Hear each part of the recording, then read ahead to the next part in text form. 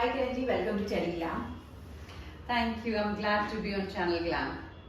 काफ़ी शोज़ किए, क्योंकि कहानी सब कुछ किया, लेकिन अब जो है एक मूवी से आपने शुरुआत की है, कमबैक किया है। जी। क्या कहना चाहेंगे इसके बारे में? कैसा रहा एक्सपीरियंस आपका मूवी में काम करने का? 5 सितंबर मेरी पहली हिंदी फिल्म है. I'm very happy that Kunal Shamsher Malla, who's acting in it, who's writer, director, maker of the film, इन्होंने एक बहुत ही प्यारी फिल्म क्रिएट की है.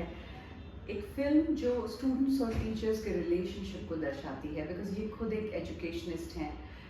ये उत्तराखंड से पहली फिल्म है जिसे हम कह सकते हैं कि it's a Bollywood film from Uttarakhand. Usually आपने सुना होगा कि बहुत सारी बॉलीवुड फिल्म्स की शूटिंग उत्तराखंड में होती है, but this is actually a film from Uttarakhand. And what an experience to work with actors like Sanjay Mishra ji. Covid के दौरान मैंने ये स्क्रिप्ट सुनी थी और मुझे ये स्क्रिप्ट इतनी रिफ्रेशिंग लगी कि स्क्रिप्ट सुनते वक्त I was just smiling throughout the whole process. और उसके बाद working with Victor Banerjee, Sanjay Mishra, Kavin Dave, Deep Raj Rana, very humbling experience, because ये सब कितने मजे हुए कलाकार हैं. तो मुझे एक मौका मिला. I have a lovely role in the film. I am playing the school therapist Vaishali, जिसके बहुत सारे शेड्स हैं, और उसकी स्टोरी, पर्सनल स्टोरी धीरे धीरे फिल्म में रिवील होती है.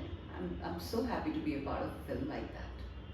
और ये इस मूवी को ये कहा जा रहा है कि बहुत छोटे नोटिस के लिए मतलब रिलीज हुई है. इसे एक बॉलीवुड जैसे एक बड़े पर्दे पर होना चाहिए, कि इसकी इतनी तारीफ हुई है. जी. इसके लिए आप क्या कहना चाहेंगे? क्या रिएक्शन है आपका? जी, मुझे एक्चुअली खुद लगता है कि ये फिल्म बहुत अच्छी है, और डेफिनेटली फिल्म मेकर्स ने अपने लेवल पे इसको प्रमोट करने की कोशिश की है. लेकिन शायद ऑफ कोर्स जिस लेवल पे, considering it's such a beautiful story, it has such a lovely cast, शायद they'll make a better effort next time, because it's important कि लोग, मैक्सिमम लोग इसको देख पाएं फिल्म को. तो ये उम्मीद है कि बहुत जल्दी ये एक OTT प्लेटफॉर्म पे आ रही है, and most of the people can watch it there. चलिए अब बात करते हैं किरण जी उस दौर की, जब एकता कपूर के शोज जो हैं, जो व्यूअर्स हैं उनके दिमागों पे छाए हुए रहते थे, और काफ़ी लंबे लंबे वो सीरियल्स होते थे, ड्रामाज होते थे, और कहीं ना कहीं उन शोज की आप भी एक भाग रही हैं, एक पार्ट रही हैं. जी.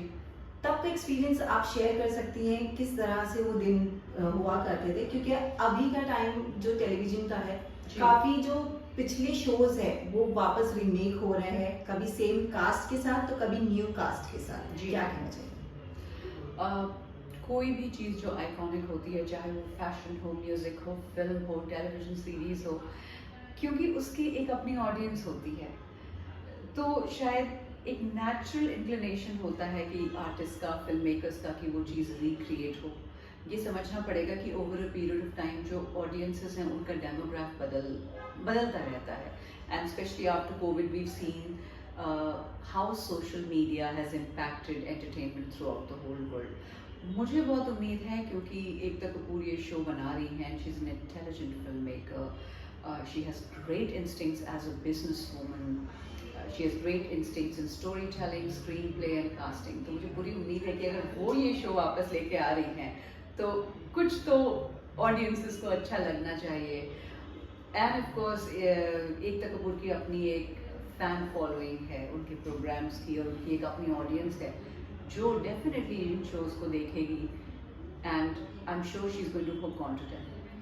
चलिए बात करते हैं सास बहू की. तो आपने प्रोमो देखा होगा जी. कितना चेंज नजर आ रहा है ये दोनों में, जो पहले की कहानियां थी और अभी जो जी. वापस रिराम किया गया है कुछ लेटेस्ट कहानी के साथ. जी. न्यू जनरेशन इंट्रोडक्शन जी. होगा. जी. क्या कहना चाहिए?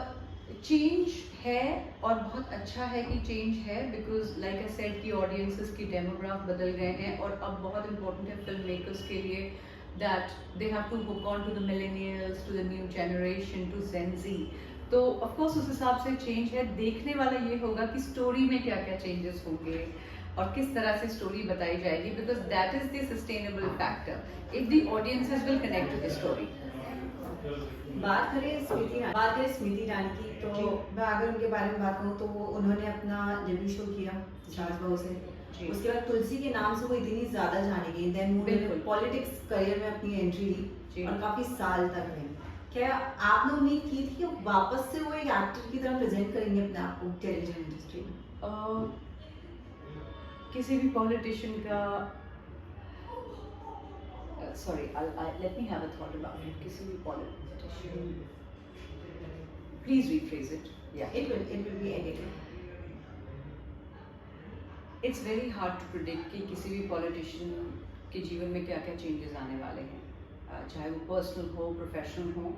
Personally, as we have all seen, her demograph as a politician rose very quickly under the present governance. तो मैंने कभी ये सोचा नहीं था कि उसमें इतना बड़ा वो डिसीजन लेंगी, बिकॉज यूजुअली हम देखते हैं कि पॉलिटिशियंस के करियर प्रोग्रेस होते हैं ऊंचाई की तरफ, but maybe somewhere she is felt that her career as a politician has come at a halt and she must have got a good offer from Kyunki Saas, because politics में भी उनको opportunity तुलसी के character की वजह से ही मिली थी. तो coming back to that, I'm sure it's a good opportunity for her. Kiran ji, आपके कैसे एक्सपीरियंस रहे उन सेट्स पर, कहानी का हो या कुमकुम का हो या फिर क्योंकि सास भी कभी बहू का? कौन सी कास्ट के साथ और कौन से एक्टर के साथ आपको बहुत ज़्यादा आपकी अच्छी बॉन्डिंग रही है जो आज भी आपके वो फ्रेंड्स रहे हैं? क्योंकि सास भी कभी बहू में मेरे सबसे प्यारे दोस्त, मेरी friend Ashlesha Sawant, Sandeep Baswana. Ashlesha was playing Tisha's role, very popular role. Opposite Gomzi, Sumit Sachdev is a friend, Akashdeep Sehgal is still a friend of mine. तो रोहित बख्शी, ये सब बहुत ही प्यारे, बहुत सिंपल, अच्छे लोग, अच्छे परिवारों से आए हुए. इनके साथ काम करने में बहुत मज़ा आया. मैं काफ़ी वक्त करिश्मा तन्ना के साथ भी स्पेंड करती थी, बा के साथ बहुत टाइम स्पेंड करती थी मैं. इनफैक्ट करिश्मा तन्ना बा और मेरी स्पेशल एक शूटिंग थी हरिद्वार में. So I remember those beautiful times. और फिर मैंने कहानी घर घर में काम किया, जिसमें साक्षी तन्वर जी, मीता वशिष्ठ और अनूप सोनी के साथ मेरे मेन सीन्स होते थे. ये सारे इतने मजे हुए कलाकार हैं, ये इतने सीनियर हैं, ये इतने अच्छे हैं. I felt very warm, very welcomed on the set of कहानी घर घर की. I had a wonderful time and specially for Sakshi I have special love and respect for her. Recently अगर आपको स्मृति, जूही परमार या फिर साक्षी के साथ कोई भी शो ऑफर किया था तो आप किसे चूज करेंगे? देखिए, एज एन एक्टर मेरे लिए जो स्क्रिप्ट सबसे अच्छी होगी मैं उसे चूज करूंगी. Personally my choice of person to work with would be Sakshi Tanwar, because वो एक ऐसी इंसान है जिनसे हमेशा कुछ सीखने को है और she is a very level headed person. मेरा ये मानना है कि जब परमात्मा आपको कोई भी प्लेटफॉर्म दे, खास करके जैसा प्लेटफॉर्म स्मृति जी को मिला, वो platform could have been used to empower people on a very grassroots level. That platform could have been used to empower children, to empower women, to empower one's own life and to have set an example. I don't think that platform was used for the to the best of its ability. So I don't think कि जीवन में कभी भी पैसा और power इतनी प्राथमिकता हो जाए कि हमारी कहानी एक सेल्फ सेंट्रिक ईगो ट्रिप बन जाए. That's what I think. Kiran ji, ये तो शोज की बात रही, लेकिन आपकी पर्सनल लाइफ के बारे में जानना चाहेंगे. टेलीविजन करना जो है उसके बाद भी स्ट्रगलिंग पीरियड जो है एक एक्टर का चलता ही रहता है. बिल्कुल. आप अपनी लाइफ के बारे में बताइए कि उन शोज के बाद आपने इतना लंबा गैप क्यों लिया है? आपने ऐसा क्या किया है लाइफ में और अभी आपने क्या सोचा जो आपको कम बैक करना है? पहली चीज़ तो ये कि जब तक जीवन है तब तक स्ट्रगल रहेगा. हम दिखाएं या ना दिखाएं, हम बताएं या ना बताएं, हर इंसान का बहुत सारे लेवल्स पे स्ट्रगल चलता है. Mental, physical health, emotional, family, financial. And as someone who's living a full life, I'm no exception.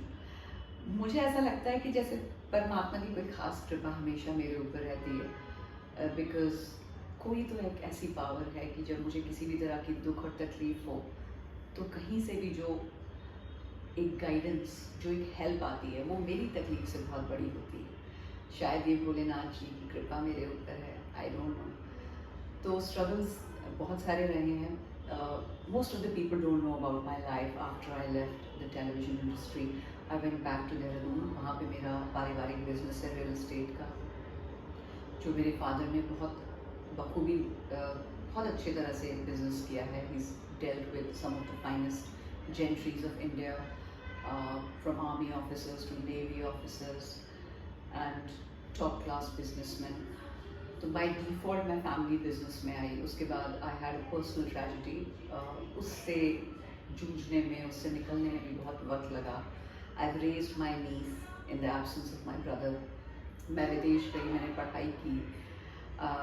अब इस एज में ऑफ कोर्स मेरे पेरेंट्स आर गेटिंग ओल्डर, तो हमेशा I have to keep flying to Dehradun. और मेरे पर्सनल स्ट्रगल्स बहुत रहे हैं. शायद मुझे देख के ऐसा लगता नहीं है, लेकिन बहुत सारे मैंने पर्सनल स्ट्रगल्स देखे हैं. I have somehow not given up. अगर मेरा कोई दिन बहुत ख़राब है, मैं बहुत दुखी हूँ, परेशान हूँ, I know it's just a day. I know it's not the final destination. I know I am gonna get up again tomorrow. I know I am gonna fight it back. I know I am going to rise again. तो कहीं ना कहीं एक I feel, मुझे लगता है मैं internally बहुत ऑप्टिमिस्टिक हूँ. अपने लेवल पे कोशिश करती हूँ कि मेरी एग्जिस्टेंस से किसी को दुख तकलीफ ना पहुँचे. मैं पैसिव भी नहीं हूँ. I don't take bullshit from anyone. But शायद हमेशा एक प्रयास है बेहतर इंसान होने का. That keeps me going to be a better person for myself and for everybody. Kiran ji, पहले के जो दौर थे वहाँ शोज थे, साथ में बहुत ही कमी से कुछ रियलिटी शोज हमें देखने मिलते थे, जो मोस्टली डांस शोज होते थे. जी. उसके बाद अब आप देखती होंगी कि काफ़ी सारे रियलिटी शोज आ चुके हैं डिफरेंट प्लेटफॉर्म से, डिफरेंट चैनल्स पर. जी. क्या आप कोई रियलिटी शो करना चाहते हैं?